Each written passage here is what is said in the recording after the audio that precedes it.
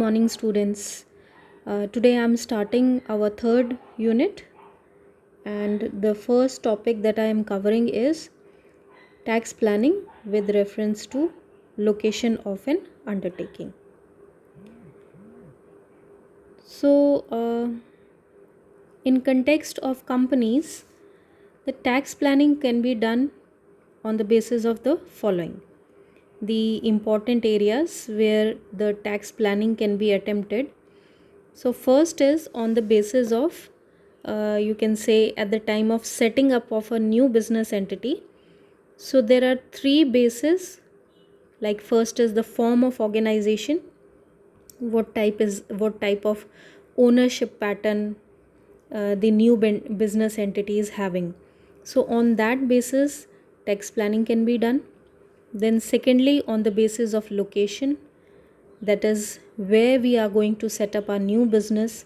Again, certain deductions are available and we can plan according to this, that what will be beneficial for the company to be located in a specific area, so we can claim the deduction.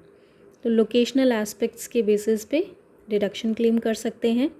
Then on the basis of nature as well, यानी किस type का business हम setup करना चाहते हैं, क्या manufacture करेंगे उसमें.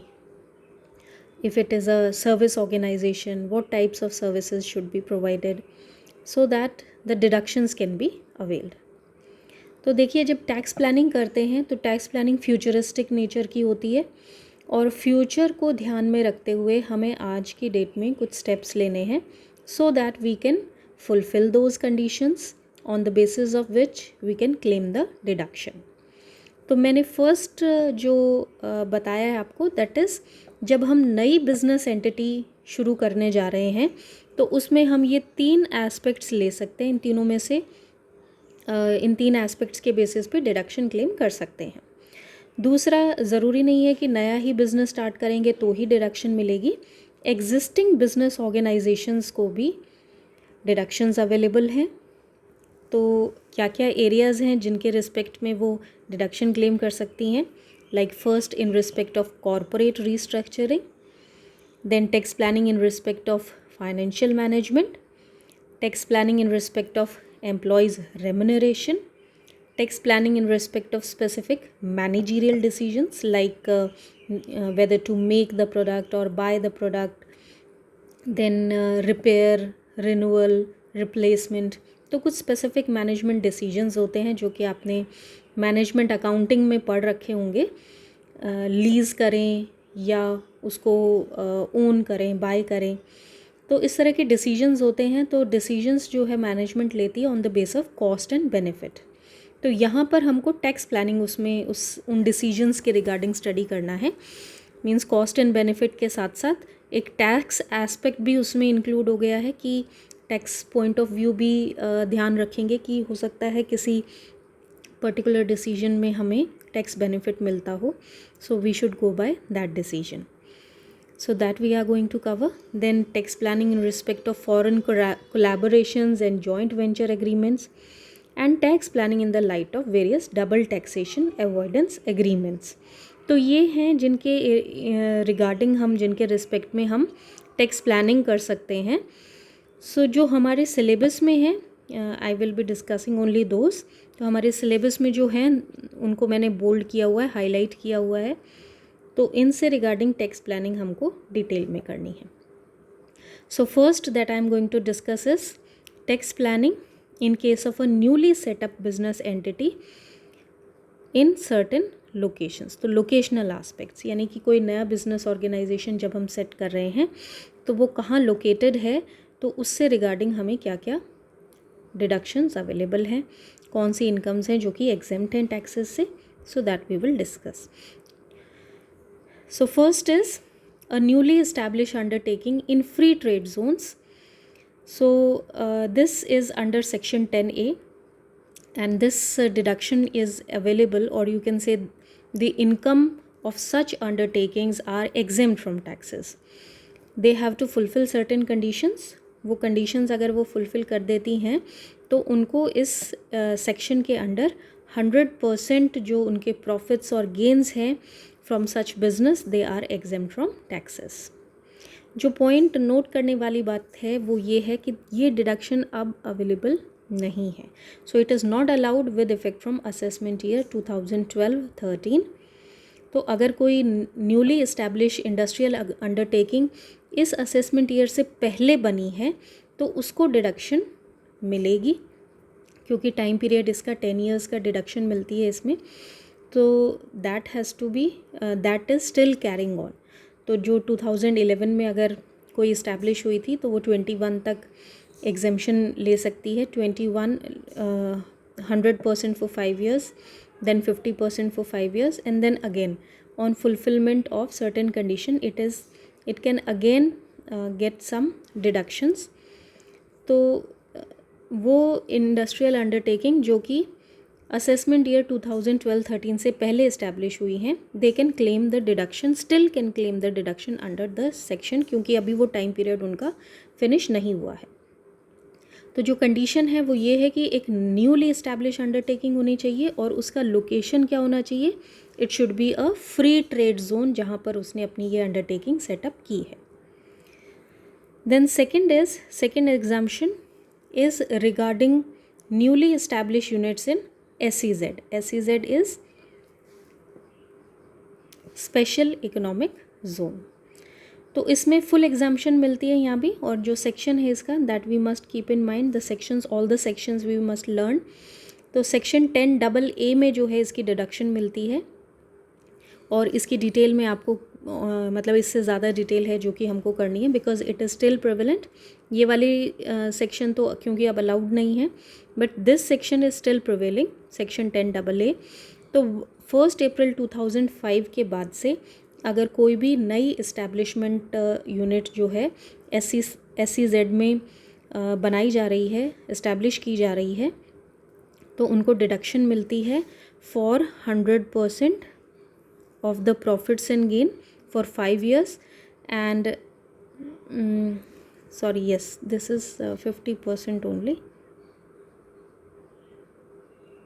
देखिए फुल एग्जाम्पशन मिलती है, यानी 100% डिडक्शन है प्रॉफिट्स एंड गेन्स का 5 years के लिए, उसके बाद 50% डिडक्शन है for next 5 years, and further 50% deductions of again 5 years, यानी टोटल 15 years तक ये डिडक्शन हम क्लेम कर सकते हैं। पहले 5 साल 100% डिडक्शन है, नेक्स्ट जो है 50% डिडक्शन है, और उसके नेक्स्ट 5 years जो है अगेन 50% डिडक्शन है अगर कुछ कंडीशंस फुलफ़िल होती हैं तो।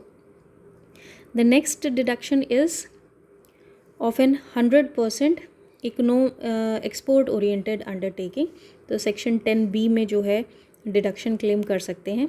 ये डिडक्शन भी जो है असेसमेंट ईयर 2012-13 से अवेलेबल नहीं है। Next is section 80IAB। This is regarding the development of SEZ। Section 10AA जो है that was regarding establishment of N undertaking in SEZ, लेकिन डेवलप करना, SEZ को अगर डेवलप करते हैं तो उसके रिगार्डिंग हम डिडक्शन 80IAB में क्लेम कर सकते हैं। और ये जो है डिडक्शन जो है 100% प्रॉफिट्स के लिए मिलता है फॉर 10 कंसेक्यूटिव असेसमेंट ईयर।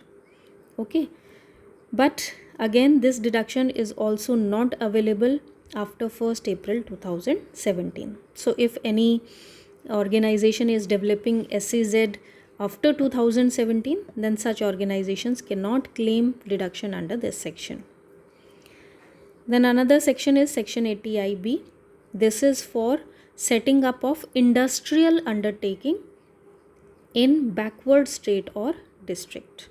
ठीक है, तो इनमें बैकवर्ड स्टेट या डिस्ट्रिक्ट में अगर कोई इंडस्ट्रियल अंडरटेकिंग सेटअप की जा रही है, न्यूली सेटअप बिजनेस है, तो इसमें हम 80IB के अंडर डिडक्शन क्लेम कर सकते हैं।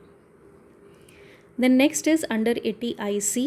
This is for industrial undertaking in setup in Himachal Pradesh और उत्तरांचल। तो इनमें अगर ऑर्गेनाइजेशन ने अपना नया बिजनेस शुरू किया है तो डिडक्शन क्लेम कर सकते हैं अंडर 80IC।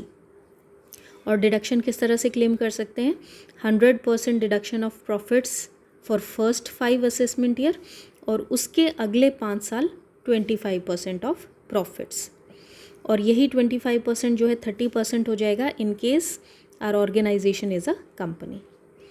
पर ये जो इंडस्ट्रियल अंडरटेकिंग है, ये इसका टाइम पीरियड दिया हुआ है कि 7 जनवरी 2003 से लेके 31 मार्च 2012 में इस्टेब्लिश होनी चाहिए इन 2 स्टेट्स में, only then the deduction can be claimed.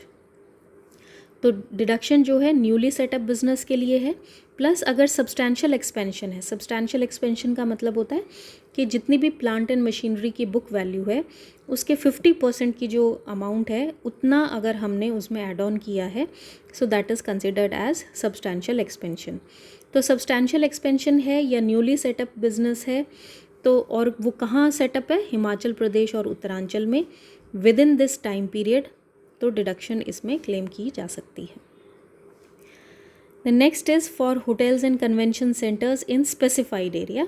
तो 80ID में जो है ये डिडक्शन क्लेम की जा सकती है। This specified area was NCR, right. तो वहाँ पर जो भी होटल्स या कन्वेंशन सेंटर्स बनाए गए उस टाइम पीरियड में, इसका भी एक टाइम पीरियड है, तो तब तक ये डिडक्शन अवेलेबल थी। Now this deduction is also not available. Then another is if a newly established undertaking is set up in northeastern states from this time period, यानी 1 अप्रैल 2007 से 31 मार्च 2017 तक अगर कोई इस तरह की अंडरटेकिंग इस्टेब्लिश की गई है नॉर्थ ईस्टर्न स्टेट्स में, तो 80IE के अंडर जो है डिडक्शन क्लेम की जा सकती है। अगर अब सेटअप होती है तो अगेन, क्योंकि ये अब अवेलेबल नहीं है deduction, so you can not claim under this section. पर ये डिडक्शंस हमें पढ़नी ज़रूरी क्यों है, क्योंकि जो ऑर्गेनाइजेशन इस टाइम पीरियड में सेटअप की गई थी उनको अराउंड 10 to 15 ईयर्स के लिए डिडक्शन मिलती है, तो वो आज की डेट में भी इस डिडक्शन को क्लेम कर सकते हैं। Then extra depreciation in notified backward areas with effect from assessment year 2016-17।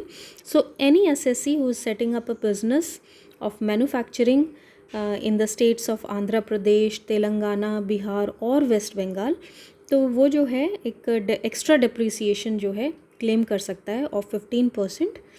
So that is available under this section. Now let's discuss the section 10AA in detail. Section 10AA is regarding the location of a business, and if a newly established undertaking is set up in a special economic zone, so the assessee can claim deduction under section 10AA. तो assessee कौन है? assessee जो है एक entrepreneur है, और entrepreneur कौन है as per this section under section 2J of SEZ Act. Entrepreneur is a person who has been granted a letter of approval by Development Commissioner, so that the entrepreneur can set up the business undertaking, his business undertaking in that special economic zone. तो अगर development commissioner किसी भी person को एक letter grant करता है जिसमें कि अप्रूवल है that the person can start the setup the undertaking in SEZ, तो ऐसे पर्सन को हम क्या बोल रहे हैं यहाँ पे? Entrepreneur. And this entrepreneur must begin to manufacture और प्रोड्यूस आर्टिकल्स और थिंग्स और to provide service during the financial year 2005-06, यानी 2005-06 और उसके बाद से अगर उसने मैन्युफैक्चरिंग प्रोडक्शन शुरू की है या सर्विसेज देना शुरू किया है, so that the assessee can claim deduction under this section. यहाँ पे मैन्युफैक्चर की डेफिनेशन भी क्लियर की गई है। मैन्युफैक्चरिंग का मतलब है टू मेक और produce thing, to fabricate, assemble, process. So all this is given. If any of this activity is done then it is said the manufacturing is taking place in the organisation. तो manufacturing organisation होनी चाहिए, वो कोई भी article produce कर सकती है, कोई भी थिंग्स प्रोड्यूस कर सकती हैं, सर्विसेज भी दे सकती हैं।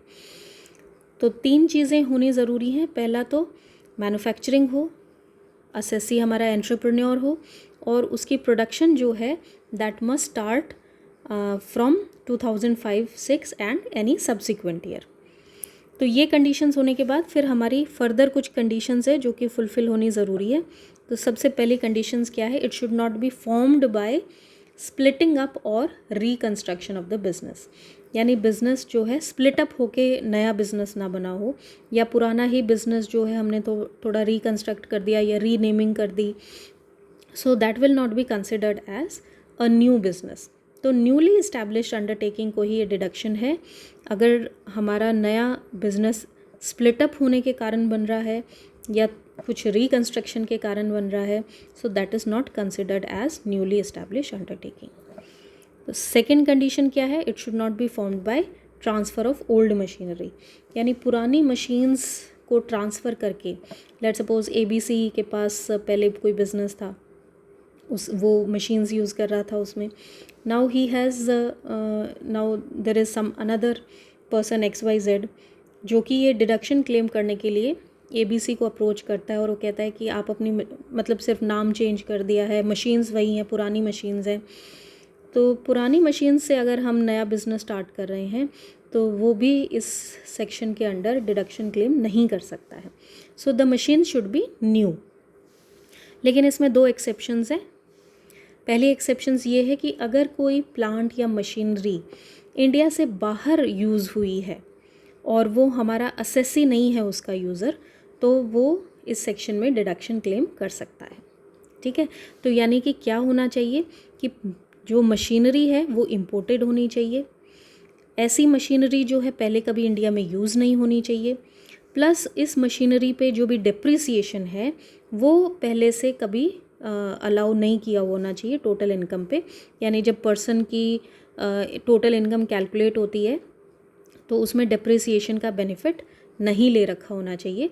तो इस तरह की अगर मशीन है और वो इंडिया में यूज़ की जा रही है, यानी इम्पोर्टेड मशीन जिस पे ना डिप्रिसिएशन चार्ज किया हुआ है और पहले कभी इंडिया में यूज़ नहीं की हुई है, हमारे असेसी ने उसको यूज़ नहीं किया है, तो असेसी जो है इस मशीन और प्लांट को एक न्यू प्लांट की तरह से ट्रीट कर सकता है और इसमें डिडक्शन क्लेम कर सकता है। सेकंड एक्सेप्शन क्या है कि जो हमारी टोटल जो मशीनरी और प्लांट की जो टोटल वैल्यू है वो और ये जो पुरानी मशीन्स है उसकी 20% से ज़्यादा नहीं होनी चाहिए। ओके, सो जितनी भी टोटल वैल्यू है मशीनरी और प्लांट की जो कि बिज़नेस में यूज़ की जा रही है, तो उसका जो 20% है या उससे लेस है, तो ऐसी मशीनरी हमारी ओल्ड हो सकती है। ओके, अदरवाइज़ इससे अगर ज़्यादा होगी तो डिडक्शन क्लेम नहीं कर सकते। So tax concession is not denied in case where the total value of used means old machinery or plant is transferred to the new business, but it should not exceed 20% of the total value of machinery or plant used in the business. Then third condition is that the income which the business is deriving that must be from export of articles or things, यानी कि जो total income है जिस पे कि हम deduction claim कर रहे हैं वो deduction जो है export income पे deduction मिलेगी, यानी कि सिर्फ और सिर्फ जो एक्सपोर्ट इनकम है वही हम क्लेम कर सकते हैं डिडक्शन के लिए। इंडियन इनकम जो है that can not be claimed for deduction. Indian income का मतलब यहाँ पर ये है कि इंडिया में गुड्स सेल करके, इंडिया में सर्विसेज प्रोवाइड करके जो इनकम अर्न हो रही है तो उस पर हमें डिडक्शन नहीं मिलेगी। देन बुक ऑफ अकाउंट्स जो है they must be properly audited, और जो ऑडिट रिपोर्ट है वो फॉर्म नंबर 56F में फिल करके it must be submitted along when the return of income is filed by the assessee. What will be the amount of deduction? Amount जो है deduction की that will be the profits of the business of the undertaking. जितना भी total profit हुआ है business undertaking को, उसको हम मल्टीप्लाई करेंगे किस रेशियो से? Export turnover divided by total turnover. तो अगर हमारा एक्सपोर्ट टर्नओवर और टोटल टर्नओवर दोनों सेम है, मीन्स हमारा टोटल टर्नओवर जो है सिर्फ और सिर्फ एक्सपोर्ट ही है, एक्सपोर्ट किया है, then the ratio will become 1। तो यानी कि टोटल प्रॉफिट्स पे हमको डिडक्शन हम क्लेम कर सकते हैं। Otherwise we have to calculate the ratio, जिसमें कि हमारा टोटल प्रॉफिट का ये रेशियो हमें बताना होगा कि कितनी इनकम हमारी एक्सपोर्ट से है और कितनी विद इन इंडिया कंज्यूम हुई है। तो अकॉर्डिंगली ओनली एक्सपोर्ट टर्नओवर पे जो अमाउंट है उस अमाउंट पे ही डिडक्शन मिलेगी, उस इनकम पे ही डिडक्शन मिलेगी। एक्सपोर्ट टर्नओवर में ये चीज़ें हम इंक्लूड नहीं करते हैं, like freight charges, telecommunication charges, insurance and expenses incurred in foreign exchange. Profits and gains derived from on-site development of computer software outside India that shall be included in the profits and gains, और इस पे जो है deduction हम claim कर सकते हैं। Deduction किस तरह से मिलेगी, देखिए फर्स्ट 5 असेसमेंट ईयर के लिए 100% डिडक्शन मिलेगी, जो भी हमारा प्रॉफिट या गेन हो रहा है उस पर 100% डिडक्शन क्लेम कर सकते हैं। फिर 6th से लेके 10th ईयर तक 50% of the profits and gain, और 11th असेसमेंट ईयर से लेके 15th असेसमेंट ईयर तक फिर से 50% जो है हम डिडक्शन क्लेम कर सकते हैं। पर इसको क्लेम करने के लिए we have to open a special reserve account. Special reserve account क्या है, एक तरह का अकाउंट है जिसमें कि जो भी हम डिडक्शन ले रहे हैं वो डिपॉजिट कराते हैं, और वो अमाउंट जो है that we have to utilise for the purpose of acquiring new plant and machinery. तो नई प्लांट मशीनरी को ख़रीदने के लिए ये SRA अकाउंट में जो भी अमाउंट डिपॉजिट किया जाता है, क्रेडिट किया जाता है, so that amount will be used for acquiring new plant and machinery. और ये न्यू प्लांट एंड मशीनरी जो है जिस ईयर में अमाउंट डिपॉजिट कराया, लेट सपोज 2016 में डिपॉजिट कराया है, तो जितना पैसा डिपॉजिट कराया है, let suppose 50 lakh rupees deposit कराया, so this 50 lakh rupees must be consumed before expiry of 3 years, यानी 2019 तक ये वाला 50 लाख जो है that must be utilised. So the new plant and machinery should be first put to use before expiry of 3 years. Expiry of 3 years from the end of the year in which the SRA was created. जिस साल SRA create किया है उसके 3 साल के अंदर अंदर ये यूटिलाइज हो जाना चाहिए पैसा। किस पर्पज़ के लिए, नई प्लांट और मशीनरी खरीदने के लिए। जब तक हम ये नई प्लांट और मशीनरी नहीं खरीद ले, यानी 2018 तक, ये वाला पैसा जो है this can be utilised for the purpose of business, लेकिन ये काम हम उसमें से नहीं कर सकते, यानी डिविडेंड डिक्लेयर नहीं कर सकते, या इस पैसे को हम इंडिया से बाहर रेमिट नहीं कर सकते, और ना ही हम इंडिया से बाहर कोई नया एसेट क्रिएट करने के लिए इसको यूटिलाइज कर सकते हैं। इसके अलावा कोई भी जो बिज़नेस पर्पज़ है that business purpose can be done with the help of this money, but we have to keep in mind कि 3 साल ख़त्म होने से पहले हमें जो ये पैसा है इससे नई प्लांट और मशीनरी खरीदनी है।